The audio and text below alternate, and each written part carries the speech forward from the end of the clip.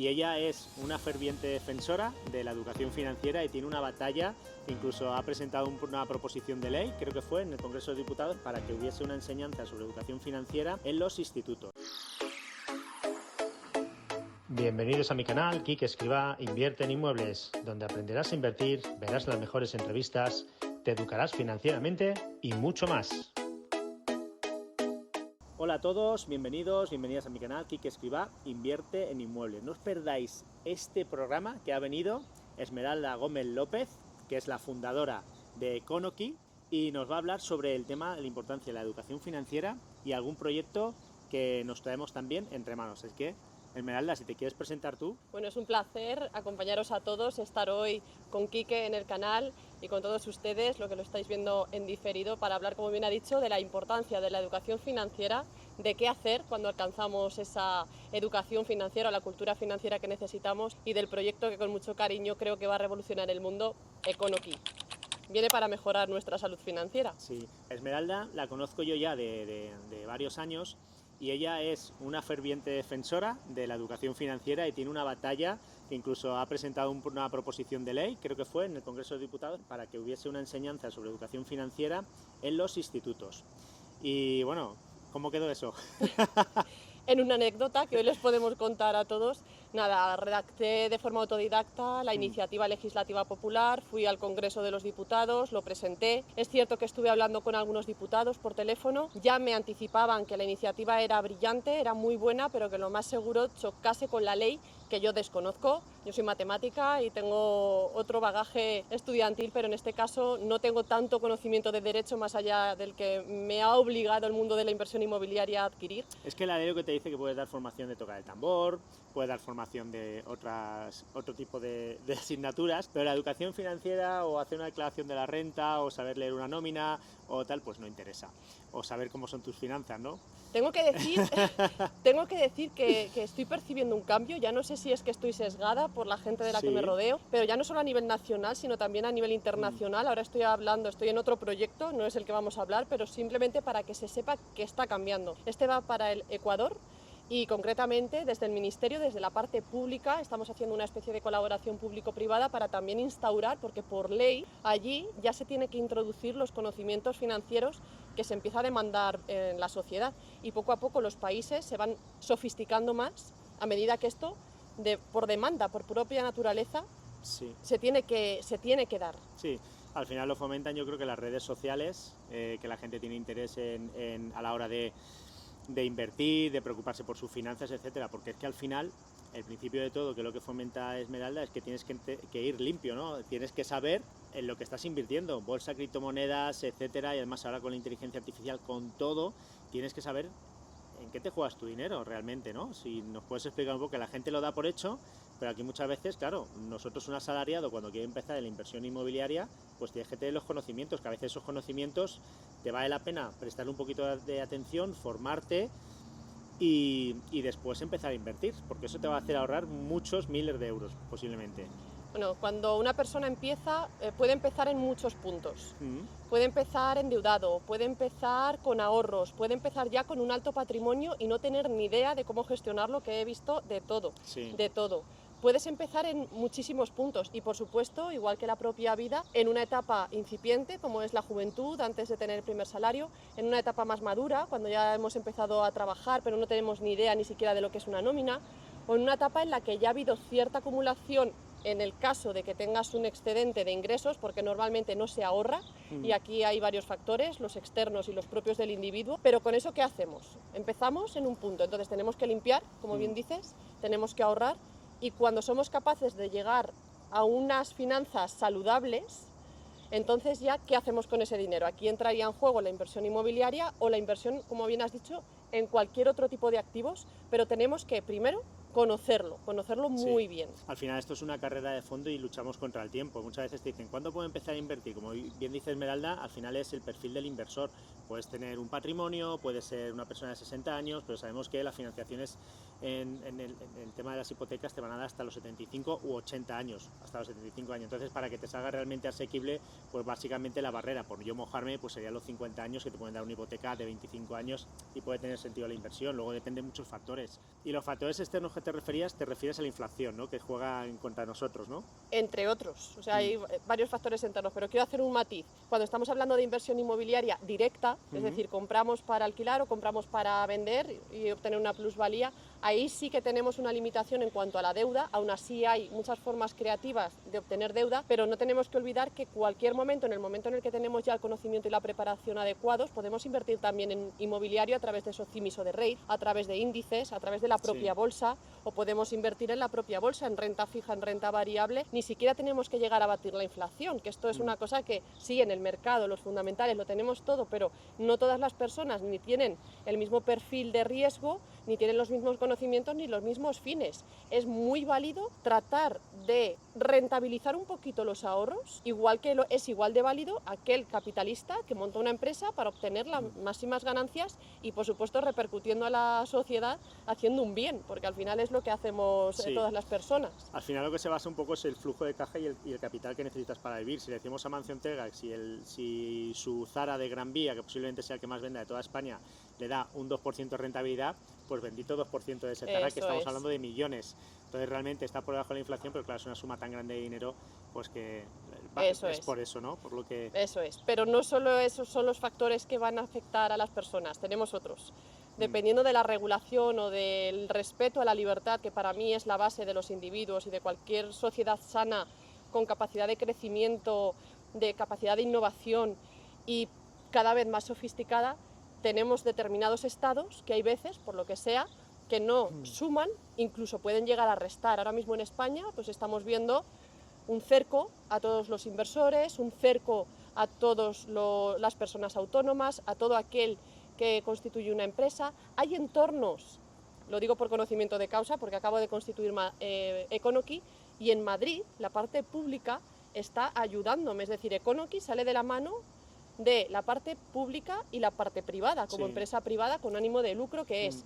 Pretende mejorar la sociedad y todo el mundo, más allá de España, pero voy de la mano de la parte pública, porque he encontrado un equipo, concretamente ya ha ganado un premio en el vivero de Vallecas, increíble, de personas que quieren mejorar verdaderamente, y estoy hablando de la parte pública. Entonces, por un lado está la regulación, son estas leyes que delimitan, que capan los precios, que imponen un salario mínimo cuando el empresario no puede asumir esos salarios mínimos, o que toman directrices de forma unidireccional sin contar con la opinión del tercero, que en este caso serías el empresario, serías el autónomo, serías el inversor, y lo único que hacen es economía sumergida, reducir la oferta, aumentar la demanda, bueno, muchos problemas que estamos viendo. Tienes razón que la parte de las administraciones ayudan y hay una parte pública siempre en estos proyectos de inversión. Pero yo me refiero a algo más fuerte, que es decir, vamos a introducir en el sistema educativo, en la educación secundaria, una optativa que sea de educación financiera. O vamos a dar esta clase de educación financiera. Eso es a lo que me refiero y tú has visto que es muy difícil porque ahí ya chocas con el sistema. No quiero decir con los fondos Next Generation, con los ayuntamientos, municipios, comunidades autónomas, pues hoy están ayudando mucho a los emprendedores, y que es verdad, en el ámbito que sea, sobre todo en la formación. Lo que pasa es que solamente lo van a consumir los que estéis consumiendo este canal, este tipo de contenido, o el canal de Esmeralda, y os preocupáis por formaros. Pero nadie os ha enseñado desde pequeñito, sino porque vosotros ya os ha cambiado el chip y dice voy a formarme y voy a buscar este tipo de contenido. Sí, totalmente de acuerdo, y nada que decir en ese sentido. Sí, y luego lo que te estaba refiriendo al tema luego de invertir, es decir, nosotros invertimos, podemos sacar unas plusvalías o te puedes quedar copado y decir, bueno, me he quedado copado, tengo la CIRBE totalmente comida, pero bueno, y tengo aquí un dinerito, pero no puedo volver a invertir, tengo que esperar tiempo para volver a invertir dentro de lo que es el sector inmobiliario. Si eres un patrimonialista pequeñito, puedes conseguir tus 4 o 5 inmuebles, pero claro, ya te quedas ilimitado. Entonces está muy bien el tema de la SOCIMI, los REITs, etcétera, para esos pequeños ahorros seguir invirtiendo, que gente vaya haciendo esos flips, digamos, por ti, y que tú puedas conseguir unas rentabilidades. Sí, y en general yo aquí también hago un llamamiento a la precaución en general. También estoy habituada a ver personas que son muy buenas en un campo, en el campo de las criptomonedas, en el campo de la inversión inmobiliaria, en el campo de la bolsa, y estoy muy habituada a que tienden a concentrar todos sus activos, todo su conocimiento en un único sector. Esto, desde mi óptica, aunque puede ser rentable durante un periodo de tiempo determinado, dado el dinamismo de toda la sociedad que nos acompaña y cada vez es más acelerado, a veces hay que pagar un peaje o un coste de oportunidad por diversificar nuestros conocimientos de la misma manera que diversificamos nuestros contactos o de la misma manera que diversificamos nuestro capital humano. ¿Por qué no deberíamos comprar las acciones de la empresa en la que yo trabajo y que trabaja también mi pareja? Es un hipotético caso, pues porque estoy concentrando todo el patrimonio y todo el capital a pesar de que tenga un beneficio fiscal por la compra de determinadas acciones con el variable. Si la empresa quiebra, he perdido el trabajo, ha perdido el trabajo mi pareja y me he quedado con las acciones perdiendo un valor importante. Entonces, esto es también una sugerencia, que a medida que vamos construyendo ya un patrimonio sólido en lo que cada uno tenga, estamos en el entorno ahora de inmobiliario, yo he sido inversora inmobiliaria principalmente, sigo siéndolo porque tengo activos que me están rentando y que son una parte importante de mi fuente de ingresos mensual o recurrente, pero de forma voluntaria y también pensando en el largo plazo, pues ahora acabo de terminar un doctorado o acabo de constituir la empresa de Econoki, que es un coste de oportunidad y que encima ha supuesto una salida de capital. Me he tenido que descapitalizar porque la he autofinanciado, pero estoy pensando en el largo plazo y estoy pensando en una posible salida el día de mañana de una geografía, o estoy pensando de una manera en la que todos los activos vayan siendo parte de un puzzle y que cada uno me vaya dando. Al final algo. Tienes que tener esa educación financiera que tú le puedas explicar a tus hijos en lo que estás invirtiendo, bolsas, criptomonedas, inmobiliario, lo que te dé la gana, que tus hijos se lo expliquen a tus abuelos, a tus padres, y que tus padres te lo expliquen a ti, que haya quedado el círculo cerrado y que todo el mundo lo haya entendido. Entonces, al final, el tema, por ejemplo, que hemos hablado dentro del sector inmobiliario, la SOCIMI, los SEIS, etcétera, realmente es un mercado que no está regulado. Es decir, toda inversión tiene su riesgo y tienes que tener esa educación financiera para saber quién hay detrás, porque realmente tú no eres el poseedor de la vivienda, tú eres poseedor de unas participaciones o de unas acciones, y como bien dice Esmeralda, que puedes perder ese capital. Entonces, cuanto más educación financiera tengas, es mucho mejor para tú sentirte muchísimo más cómodo. Ya has dicho un punto muy bueno. Has hecho alusión a los padres, a los abuelos, que tengan la capacidad de trasladarte esto. Estos son valores también que yo lucho por estos valores de los amigos, de la amistad, de la familia, que la educación financiera no es solo cosa del Estado, ni es solo cosa de nuestros maestros, ni siquiera de nuestros mentores o de nuestros amigos. O sea, la educación financiera es cosa realmente de todos y también de la familia. Por eso tiene que permear en todos los estratos sociales, en todas las familias, en todos los lugares, para que seamos capaces de hablar de forma natural del dinero. Por eso Econoki es la primera red social de dinero de habla hispana, o tiene también otros idiomas, del mundo, porque nace con la intención de que sea internacional, para que exista este entorno en el que podamos hablar de dinero, bien sea de inversión inmobiliaria, de la fiscalidad que tenemos en Colombia, de cómo está ahora mismo el peso argentino con el cambio de gobierno, y que poco a poco vayamos hablando y leyendo las noticias y lo que nos van contando en los medios con más confianza. Más allá de gestionar nuestra propia economía, que por supuesto también sea con confianza y que cada uno la pueda gestionar acorde a lo que es. Sí.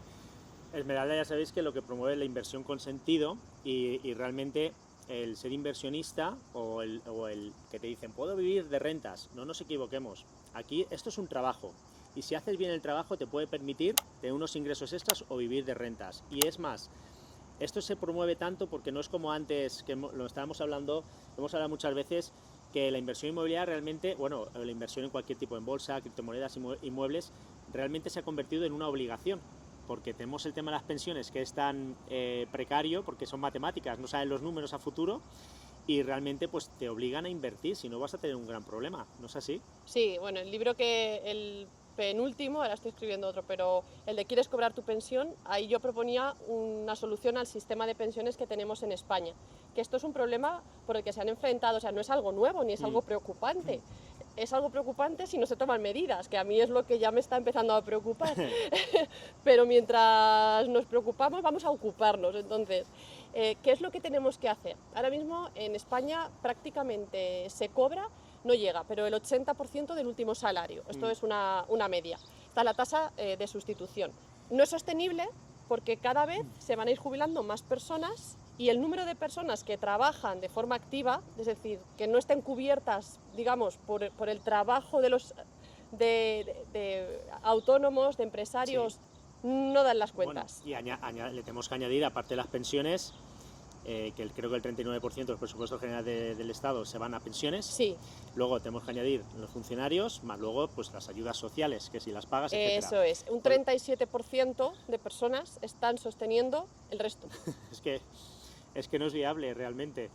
Entonces yo pienso que se darán cuenta que es algo una medida muy poco electoralista y se cargarían muchísimos votos, y realmente es, pues, en lo que yo creo que van, no sé si me equivoco en mi opinión personal, pero yo creo que al final el sistema de pensiones se va a poder mantener cuando haya una parte privada, es decir, que una parte de tu sueldo lo destines, una parte será del Estado, que te cotizarás por tu pensión, y otra parte pues tú contratarás un plan de pensiones privado, lo que sea, que complementarán esa pensión para poder llegar a unos mínimos. Sí, hasta un punto sí voy a hacer un matiz. Sí. Dentro de todos los productos que existen en el mercado, acciones, fondos de inversión, ETFs, planes de pensiones, hay muchos más, pero básicamente los planes de pensiones son uno de los pocos en los que hay que pagar impuestos por todo lo aportado. Esto es algo importante que quiero transmitir porque en general tampoco se conoce.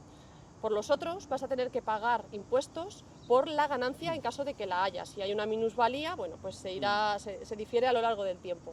La solución ideal es la que tú indicas, aquí sí, la parte de la capitalización. Esto era la propuesta de solución en base a investigar cómo habían actuado los distintos países europeos, junto con una migración del sistema de reparto, que es como se llama ahora, en el que hay dos personas trabajando para pagar las pensiones de un jubilado, a uno de cuentas nacionales, que es más transparente, básicamente, y vamos a llevar también una mochila, una especie de mochila austriaca, que es otra de las medidas que existen en Europa. Hay muchísimas soluciones y si leéis un poco, cada país tiene la suya y son válidas, pero es que tardamos 10 años en implantarla y todavía no hemos tenido la conversación. Yo creo que cuando nos veamos con el agua al cuello, pues van pasando la pelota y cuando ya sea un poco insostenible o ya tengamos una deuda tan grande, que a lo mejor ahí será un punto donde tomen medidas, a lo mejor demasiado tarde. Yo creo que Europa tirará de las orejas a España antes y tendrán que hacer algo de forma Recordemos, forzosa. Corrígeme, que las pensiones es un sistema solidario, es decir, no tienes derecho a nada, tú estás cotizando ahora, los trabajadores están pagando las pensiones de los que están actualmente. Cuando tú te vayas a jubilar, no sabremos si tendrás pensión o no. En principio sí, pero no sabemos si será la misma o tu poder adquisitivo será inferior, pero todo indica a que sí. Por lo tanto, se ha convertido en una obligación el hecho de invertir. Sí, básicamente en 20 años, estos son cálculos que voy haciendo para que sea un mensaje muy directo, en 20 años a un 3% del tipo de interés, de subida de precios medios del 3%, los ahorros que tenga una persona hoy se reducen a la mitad en cuanto al poder adquisitivo. Esto quiere decir que se pueden comprar la mitad de cosas. Entonces, sabiendo esto ya, el que lo sepa puede decidir no invertir y que pierda poder adquisitivo, o invierte arriesgando su capital, pero teniendo la esperanza de obtener un rendimiento en el largo plazo. Para eso necesita educación financiera. A mí me hace gracia cuando vemos las noticias, no la veáis, consumir YouTube y estos programas y leer y formaros, y me hace gracia. Hemos bajado la inflación con respecto al año pasado. Ha bajado la inflación. Ahora este año es un 3,6. La subyacente, la real, lo que sea. Pero es que venimos de una inflación que la inflación es sumatoria. Eso es. Es muy difícil corregirla. Con lo cual, y esa es la inflación. Yo siempre digo, mira, cuando hace 3 años, una lata de Coca-Cola, que es lo que sabemos el precio, 55 céntimos. Ahora una lata de Coca-Cola te cuesta 85. Yo voy haciendo los cálculos y a mí no me sale ese 3%. Realmente vosotros lo habéis visto, que la vida se ha encarecido un 30% y los salarios no han subido acorde a lo que es la inflación que ellos estiman, ¿no? Y es que aparte la inflación genérica, a mí las macrovariables, como matemática y como defensora de la libertad, pues dejan mucho que desear, es decir, te dan indicativos de hacia dónde va todo, te permiten saber cómo están los países, cómo se relacionan, o sea, te dan mucha información, pero la inflación que tienes tú es diferente a la que tengo yo. Esto lo he estado desarrollando en el doctorado últimamente y es la inflación individual. Esto será una... La real, que es la que tú percibes en tu economía. Claro, la real es los productos que yo como, con la alimentación, con la casa, la vivienda, los suministros, con el transporte, que a mí me ocupa. Si yo tengo unos hijos que van a un determinado colegio y tú tienes otros que van a otro diferente, Los precios, la evolución que tengan estos dos colegios con respecto a los costes, eso está marcando la inflación de tu casa y la de la mía. Y no está marcándola la que nos cuentan, como tú dices, en las noticias. Por eso también invito siempre a esta reflexión individual, porque las finanzas personales es algo individual, que tiene lugar en un contexto, en este caso en España, en Colombia, en Venezuela, donde sea, pero es individual. Cada inversor, cada familia tiene que hacer su propia estrategia. Cuando dicen, ¿qué harías con 100.000 euros? Pues depende. ¿Cuál es tu situación financiera? ¿En qué trabajas? ¿Qué haces? Depende. Tú puedes hacer una cosa con 100.000 euros y otra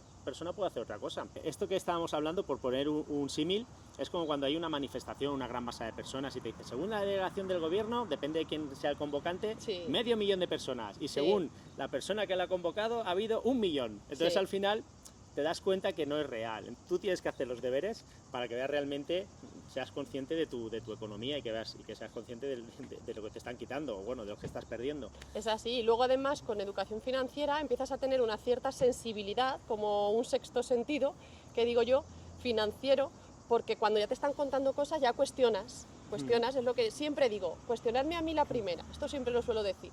Porque así son capaces las personas, cuando salen ahí fuera, de cuestionar a personas que hablan con mucha seguridad, con mucha vehemencia, y quiero que profundicen. ¿Cuáles son los estudios que has conseguido? ¿Qué hay detrás? Por ejemplo, tú inviertes en inmobiliario, o sea, lo he visto, tú compras casas, tú te pegas con el mercado. Yo lo he hecho en una escala menor, yo hago otras cosas. Pero esa es la verdad, o sea, es una persona que invierte, que sabe de qué va la ley, pero te puedes encontrar en este caso otra persona que no haya hecho la actividad y que te lo esté contando. Sí. Una cosa es la teoría y luego es la operativa, y de lo que se trata es enseñar, pasar a la acción también, ¿no? Tener esos conocimientos y luego desarrollarlos. Y como bien dice Esmeralda, tienes que ver quién hay detrás de esas formaciones o quién hay detrás de esos cursos, lo que sea. Es decir, vamos a ver, está muy bien los conocimientos, pero luego me ha venido alguien, oye, he hecho esta formación, he ido al banco y me han dicho que no. Digo, normal, es que esto no es así, tú tienes que ver tu situación financiera individual, no tienes que coger la generalidad de que te han dicho en esa formación. Entonces eso es muy importante saber en ese qué pensamiento lugar, crítico. Sí, está cada uno. Sí. Así es. Bueno, recordaros que Econoki, que yo ya lo tengo, tiene una herramienta brutal, que a mí me encanta, que es para calcular, el tema de las hipotecas, cuéntalo tú. Sí, pues... Que es la creadora. Econoki tiene 3 pilares principales. Uno es la red social que hemos dicho, la red social para que hablemos con naturalidad del dinero, pero del dinero a todos los niveles, de las finanzas personales, aquellos inversores más sofisticados, y que hablemos en distintos países, porque es diferente la fiscalidad en Suiza de la fiscalidad española. Luego tiene un segundo pilar que sería, este es el de pago, el dashboard financiero, que es un tablón que diagnostica tu salud financiera con un semáforo y te dice si está verde, amarillo, rojo, la deuda, la liquidez, los ratios individuales. Bueno, pero esa herramienta inicial que es gratis, que es para el cálculo de la hipoteca y tal. Y esas son las otras, que es las calculadoras financieras. Esa está muy bien, ¿eh? Os lo voy a poner abajo el enlace para que os podáis entrar o inscribir y le echáis un vistazo. Vale, eso es una dosis de realidad. Sí. Porque te dice cuánto pagas de verdad de intereses. Tú le pasas ese 4% que vas a pagar de intereses, que es lo que vemos en los anuncios, pero a 30, 35 años, pidiendo una hipoteca de 150, tú vas a pagar al final un 72, 75% de intereses, es decir, casi que multiplicas por 2, con lo cual esto te da ya la dosis de realidad para que sepas que hay. Pero bueno, como somos inversores siempre nos lo van a pagar los alquileres, entonces más o menos... Pero ya tenemos la transparencia total por la que yo saberlo. Lucho y defiendo, y una vez que esto ya lo sabes que tienes que superar. Bueno, recordaros que Esmeralda va a estar en la comida, me lo voy a decir aquí para que se moje, el día 30 de noviembre, de inversores que vienen fiscalistas, notarios, emprendedores para el tema del desarrollo personal y el pensamiento limitante, porque muchas veces, aparte de tener esa educación financiera, muchas veces son bloqueos. Ahora hablaremos de ellos, pero bueno, el día 30 vas a estar en mi comida, ¿no? Si no pasa nada, y como se suele decir, si Dios quiere, me comprometo Querrá. a ello. Sí. Y bueno, de hecho allí os anunciaremos algún proyectillo, alguna cosa chula, si venís, y os lleváis una sorpresa y os regalaré mi libro, que lo veáis. Bueno, tú traes algún libro, ¿no? Que lo sorteemos. Siempre en la comida sorteamos algún libro, cúrratelo, ¿no? Me llevaré un libro, un par de libros está bien, pero allí el protagonista será tu libro que estás a punto de lanzar. Muy bien. Y que merece el protagonismo. Sí, y como ha dicho Esmeralda, retomando lo que estabas diciendo antes, estamos en un mundo global y realmente la inversión inmobiliaria, cuando tienes los conocimientos y sabes de qué mano ir, porque aquí están invirtiendo muchos inversores extranjeros, pero también hay muchos españoles que se están yendo a Dubái, a Costa Rica, a República Dominicana, de la mano de gente que está allí y de inversores y españoles que están allí y tiene todo el sentido del mundo pues coger un capital si quieres diversificar y por qué no vas a invertir allí. Si tienes las cantidades avaladas de una promotora, pues tiene todo el sentido del mundo, no tiene tampoco ese riesgo. Luego tienes que derivar, saber cómo vas a tributar esas plusvalías, si te las traes o no. O sea que al final estamos en un mundo global, realmente. Pero hay que tener esa educación y cambiar el chip un poco para quitarte esos bloqueos. Y algo fundamental que has dicho dentro de esto, por un lado está la psicología, que eso es fundamental, somos seres sociales. La economía no es una ciencia exacta. La economía es una ciencia social, y lo digo como matemática y como economista. Estamos hablando de economía y una persona no actúa como si fuera un ordenador, maximizando las ganancias y no. Vamos a hacer números, sí, siempre, pero al final muchas veces las decisiones las tomamos con el corazón, con la parte emocional. Sí. Y esto es así. Sabiendo este hecho, ahora voy a dar en la clave que has dicho, cuando tú estás invirtiendo fuera, ya has dicho, tienes contactos en el otro país. ¿Por qué? Porque otro de los aspectos realmente importantes y diferenciadores que se consiguen a veces en entornos, hay que estar en el entorno apropiado, es el networking. El networking tiene un valor incalculable. Total, estoy de acuerdo. ¿Por qué? Pues porque te nutres de personas, de conversaciones, de la energía de otros a los que tú quieres replicar o que quieres andar los mismos pasos por los que otro ya ha pasado. Y seguramente tengas algo que aportarle, porque cuando llegas a determinados hitos ya en la vida, te dedicas a ayudar, como los empresarios en general. Así es. En teoría, el perfil del inversor inmobiliario le gusta hablar de lo que hace, le gusta ayudar. ¿Por qué? Porque al final, no sé por qué, pero todo vuelve y al final ese networking es súper importante. Y tener una comunidad de inversores que te puedas nutrir de ellos, que no te vean el bicho raro, que no te tengas que pelear con tu cuñado en la cena de Navidad porque te está diciendo que inviertas en Shiba Inu, en criptomonedas, y te dice que es lo mejor, y tú estás diciendo que el inmobiliario es lo mejor o que hay que invertir con sentido, ¿no? Entonces al final, pues de lo que se trata es que puedas hablar abiertamente del dinero en todos sus aspectos con una comunidad de inversores que a lo mejor con tu familia, por la educación que te han dado, no la vas a tener. Entonces ese networking es brutal. Yo todos los proyectos que estamos sacando y toda la comunidad que estamos creando de inversores es gracias a los networking. Por eso es muy importante que vayáis a una comida, porque lo vais a pasar pipa y vas a poder hablar. Bueno, la última comida siempre empezamos a las 11 de la mañana y terminamos prácticamente a las 8 o las 9 de la noche. Y dándole a la lengua, y al final yo lo que digo que estas comunidades pues que se creen, que se cambien, que se intercambien teléfonos, que puedan hablar y que puedan salir de ahí, salen luego muchas sinergias y muchos proyectos. Todo lo que sea nutrir ese conocimiento os va a cambiar la vida. Bueno, el proyecto en el que estamos trabajando tiene unas cuantas sorpresas. Sí. Y no desvelo, pero algo tiene que ver. Sí, bueno, estamos haciendo un proyecto en conjunto que lo lanzaremos el día, bueno, daremos unas pinceladas. Eso es, el día de la comida daremos unas pinceladas para que va a ser algo súper chulo y diferente a lo que habéis visto hasta ahora. Entonces, os esperamos allí y seguro que os gustará. Pero bueno, para finalizar la entrevista, Esmeralda, si quieres comentar algo. Un placer tener este espacio para poder hablar de dinero un ratito, de reflexión. Yo creo que invitamos con este tipo de charlas a que las personas se hagan preguntas y que nos vamos adaptando todos al contexto. Y que al final las personas, que esto va de ir de la mano con otras personas, no solo nos dan ideas, nos abren las puertas a financiación, a contactos, a dinero, a ganar más dinero, sino que también es un entorno de protección. Porque muchas veces, y no hemos hablado de esto, muchas veces somos atacados por otros entes que se apoyan en vacíos legales o en la ley más surrealista que nos podamos encontrar, que atentan directamente a veces contra la propiedad privada como estamos viendo, que atentan a veces contra la libertad como estamos viendo, incluso con la libertad de expresión como estamos viendo. Y eso no lo podemos permitir. Hay dos cosas que yo defenderé siempre. Una es el individualismo, tú eres tú y vosotros, cada uno de vosotros, sois vosotros con vuestra singularidad y de forma libre establecemos sinergias y nacen cosas bonitas cuando son de forma libre. Y si hay problemas, se resuelven con elegancia, con la mejor de las voluntades. Y la otra es la libertad. Entonces yo quiero lanzar esos dos mensajes y todo lo demás, todo lo que hemos hablado y todo lo que estamos construyendo, aparte de divertirnos, porque hay que pasarlo bien en esta vida, en el tiempo en el que estamos. La inversión inmobiliaria, bueno, la inversión que conozcas, que te vaya bien, es al final sinónimo de libertad, porque son ingresos pasivos que haces trabajar el dinero para ti, una vez que has hecho los deberes y has trabajado, y puedes decidir pues tener ese plus que te va a pagar tus vacaciones, tu coche, tu casa, o incluso dejar de trabajar y conseguir esa libertad financiera. Para finalizar también, la frase que has dicho, que lo que se trata es tener libertad de expresión. Yo siempre digo que yo soy dueño de mis palabras, pero no soy dueño de cómo tú las entiendas. Entonces realmente A mí, yo soy consciente de lo que yo digo. Como tú lo interpretes, a mí me da igual. Yo te digo mi opinión.